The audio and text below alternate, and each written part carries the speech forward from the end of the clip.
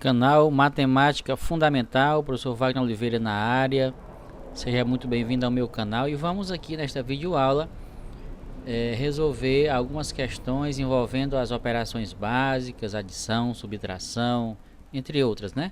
Sólidos, geométricos, fração, porcentagem, polígono e também, né, outra diversidade de questões, tá certo? Vamos lá então. E na oportunidade a gente fala um pouquinho também do conteúdo. Então aqui na questão 1 nós temos, observe a seguinte divisão. Então nós temos aí uma divisão onde nós temos como dividendo 243, divisor 5, olha aqui o quociente 47 e o resto 8.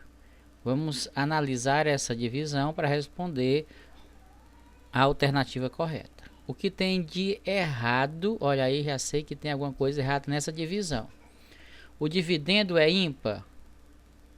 É ímpar, então não está errado. O resto é maior que o divisor? Está aqui o resto, ó. E está aqui o divisor. Sim.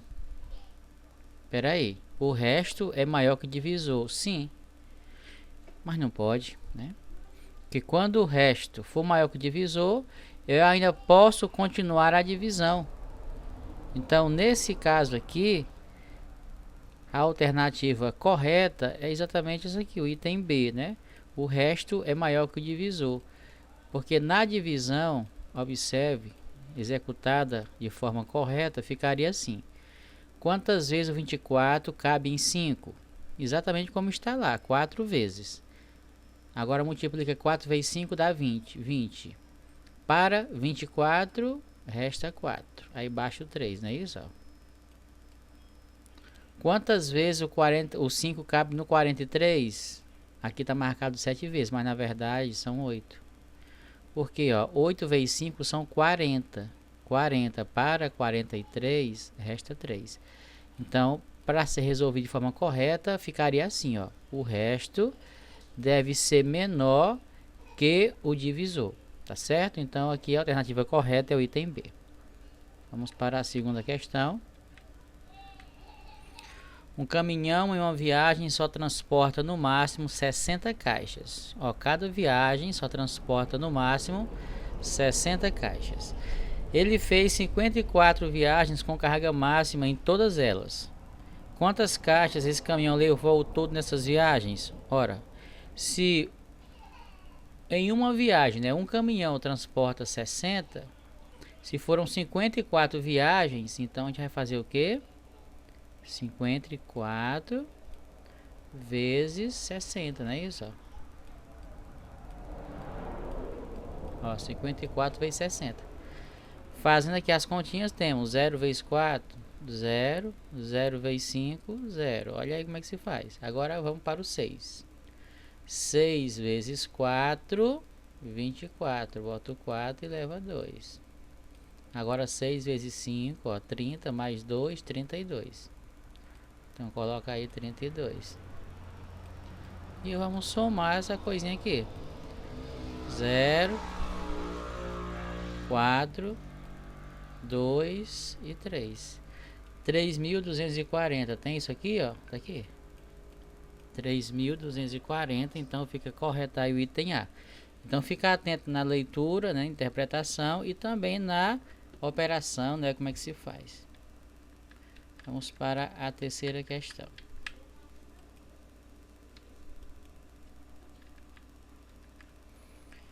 Desejo juntar R$ 400 para comprar um celular.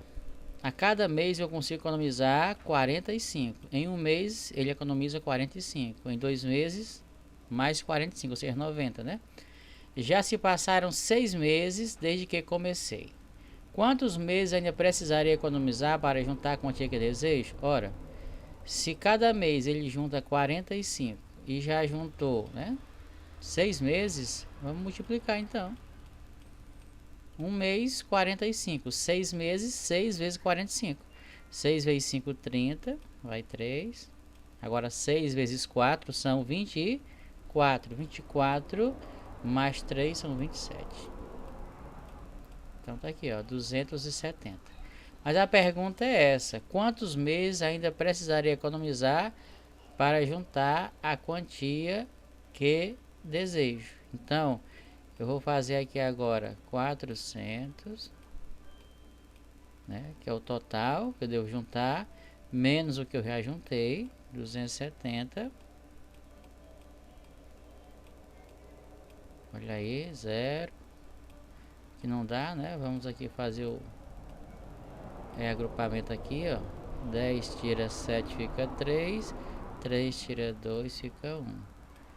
Então 130, não é isso? Então 130 que falta juntar. Agora vamos ver quantas vezes o 45 cabe em 130, né? Ó, 45 mais 45 que dá 90, né? Mais 45, 5, 9 mais 4, né? Deu 135. Então passou um pouquinho, né? Passou um pouquinho. Mesmo assim, a gente vai notar como que, ó, 6. Então ainda tá faltando ainda 3 meses, né? Esses dois aqui, ó, para juntar mais esse aqui, certo? Falta 3 meses. Embora ele passe um pouquinho, mas não tem problema, né? O importante é saber que ele vai ter um montante no final, certo? Ó. Então ainda faltam 3 meses para que ele faça, junte toda essa economia para comprar o celular que custa R$ 400. Vamos lá para a próxima questão. Numa pilha de quadradinhos abaixo, a multiplicação de dois números vizinhos é igual ao número de cima. Presta atenção, ó. Na pilha de quadradinhos abaixo, tá aqui. A multiplicação de dois números vizinhos é igual ao de cima.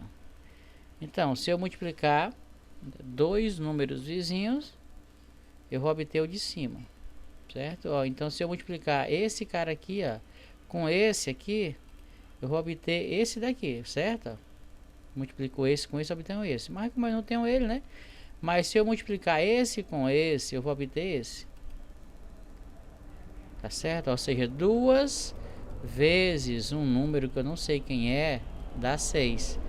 Para mim saber quem é esse carinha aqui, o que, que eu faço? Eu pego 6 e divido por 2, que dá 3. Então aqui o resto aqui é o 3. Certo? Agora, se aqui eu tenho 12 como resultado, se eu multiplicar 3 por esse carinha de cá, vai dar 12. Então, se eu dividir 12 por 3, eu encontro o cara daqui, ou seja, 4. 12 por 3 dá 4. Certo? Agora, veja bem, quando eu multiplicar esses dois caras aqui, ó, esse carinha aqui com esse aqui, dá 12. Certo? Ó, a multiplicação dos dois de baixo dá o de cima. Então, se eu dividir 12 por 6, que vai dar 2, eu obtenho o que está aqui nesse quadradinho aqui. Agora aqui é só multiplicar 6 vezes 12, né? E encontrar o cara daqui. 6 vezes 12, 12 vezes 6. 6 vezes 2 são 12, vai 1. 6 vezes 1, 6 com mais 1, 7. Dá 72. Então aqui é 72. Falta só mais isso aqui, né? Ora, quem é que multiplicado por 2 que dá 2? É 1. Pronto. Qual é o desafio aqui da questão? A soma dos valores que estão faltando nessa pilha é igual a... então vamos somar. 1 mais 3, 4. Mais 4, 8. 10, né? 8 mais 2, 10. 10 mais 72 dá 82. Então tá aqui, ó. 82. É somar esses números em vermelho, que era o que estava faltando nos quadrinhos, né? Vamos ver agora aqui o próximo. Paulo precisa fazer 60 exercícios de matemática. Ele já fez 2 terços. Professor, fração, Como é que eu represento 2 terços? Assim, ó. 2 sobre 3. 2 terços, certo? Então, ele já fez 2 terços dessa quantidade. O número de exercícios que Paulo ainda não fez, ó, é igual a... Então, vamos lá então. A quantidade total de exercício, 60. Ele já fez 2 terços de 60. Professor, o que significa 2 terços de 60? É 2 terços vezes 60, certo? Você vai multiplicar a fração por um número inteiro. Quanto é 2 vezes 60? 120. E o 3, não tem com quem multiplicar, vem para debaixo do 120, ó. 3 fica 3. Agora divide, ó. Toda a fração é uma divisão, então divide. 120 por 3 vai dar exatamente 40. Olha aí, ó. 40. 120 por 3 dá 40. Certo? Ora, mas 40 é 2/3, ou seja, o número de exercícios que ele já fez. Para mim saber a quantidade que ele não fez, que é o que quer saber aqui, ó, é só pegar 60, que é o total, menos 40, que é o que ele já fez, né, que é igual a 2/3 do total, e subtrair aqui, ó, 0, 6 menos 4, 2. Pronto, 20, tá aqui, ó. Letra B. Tá certo? Ó. Como esse assunto aqui ele é um assunto que a gente não, talvez não domine bem ainda, então o que você faz? Você volta na questão, pausa o vídeo, tá bom? Vê com atenção, tenta resolver direitinho. Eu sei que você vai conseguir, tá certo? Então toda vez que eu quiser saber a quantidade, né, de um certo valor, tendo uma fração, eu vou multiplicar então essa fração pela quantidade, ó. 2/3 de 60, para mim saber quanto vale isso aqui, de 60, eu multiplico. Observe, ó, deu 40. O total é 60, eu obtive 40, né? Já fiz 40, então para mim saber quantos eu ainda não fiz, eu faço 60 menos 40 que dá 20, ok? Vamos lá então para a próxima.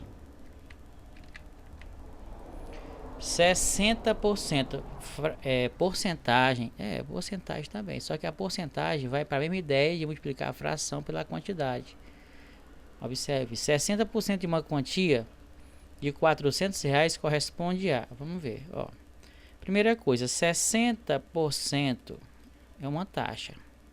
Só que isso aqui equivale a 60 sobre 100. Toda taxa percentual pode ser transformada nessa fraçãozinha aqui, que sempre vai ter o denominador 100 embaixo. 60%, 60 sobre 100. Se fosse 30%, 30 sobre 100. Se fosse 1%, 1 sobre 100.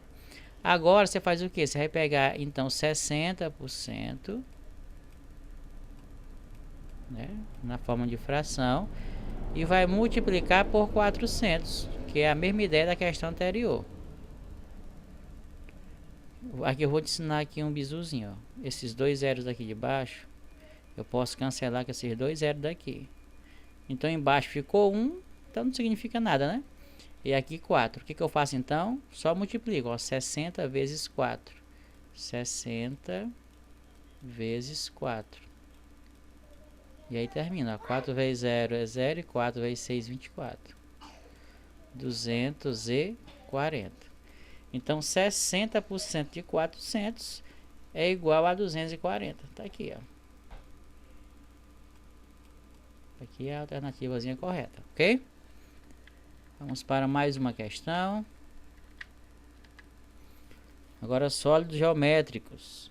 Observe os sólidos geométricos e as planificações, ou seja, cada uma dessas planificações, né, corresponde a um desses sólidos geométricos. Qual é a dica que eu lhe dou? Comece pelo que você já sabe. Então vamos lá, observe os sólidos geométricos e as planificações. Em seguida, associe cada sólido com a sua respectiva planificação, anotando o número e a letra. Aqui no caso a gente não vai anotar não, a gente vai fazer mesmo é ligar, certo? Vamos aqui fazer essa associação dessa forma. Vamos lá então, começando pelo que a gente já sabe, ó. O D vai com o 6, né? Que aqui no caso, observe que é o cone. Outro bem fácil de identificar, esse aqui, ó, o B vai com o 5, ou seja, o cilindro. Tem outro aí bonzinho, né, a gente entender, ó. Observe agora esse daqui, ó. Com qual que ele se parece? Esse daqui? Com certeza, né? Com certeza vai ser com qual? Vamos lá. Letra A vai ser com 1 ou vai ser com o 3, né? Vamos fazer outra aqui que a gente possa dominar melhor, né?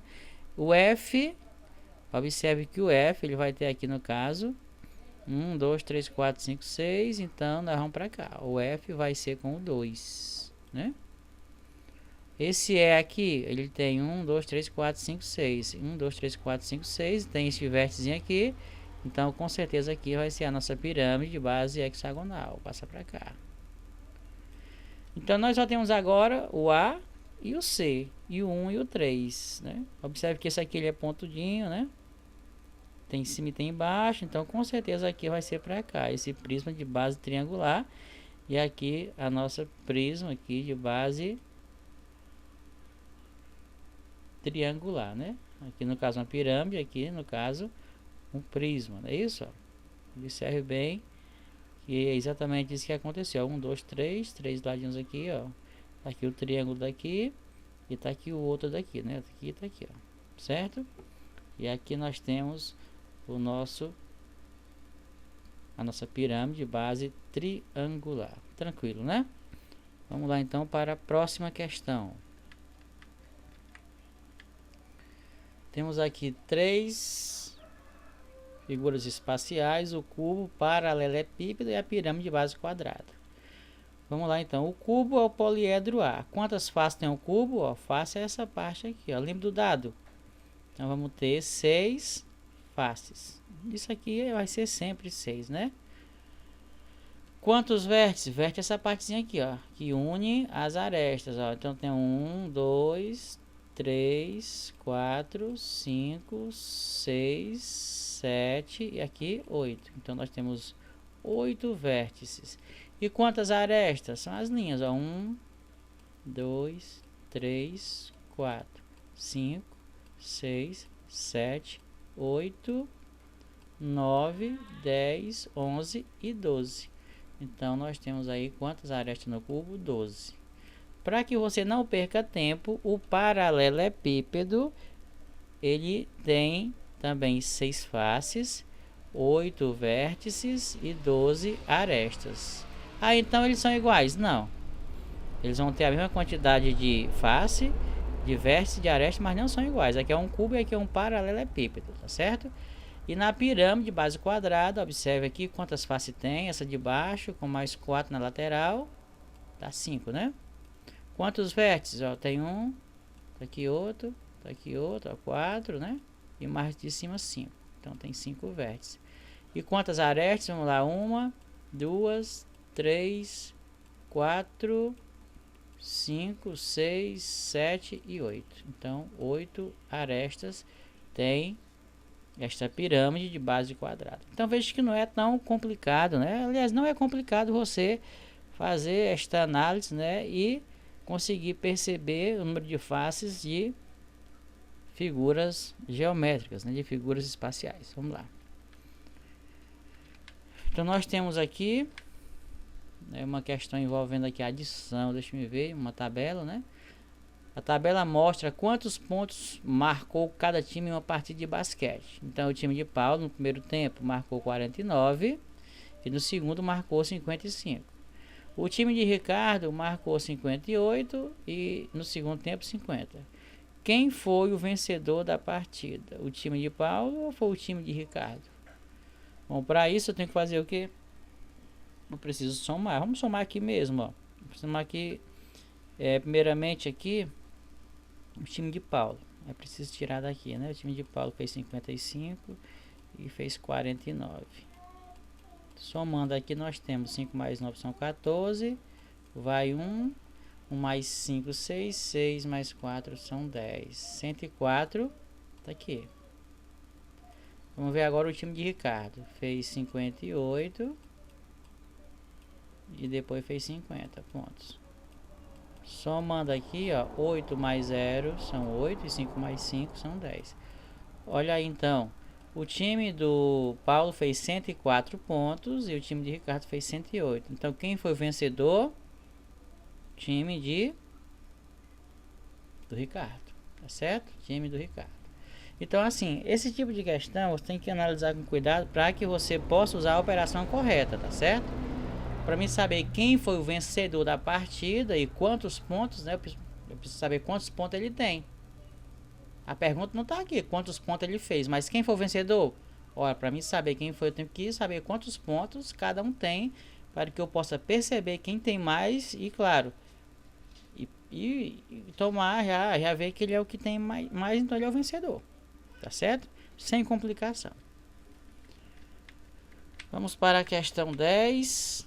Observe a previsão do tempo de uma cidade. Aqui, gente, é uma atividade envolvendo números positivos, negativos, tá bom?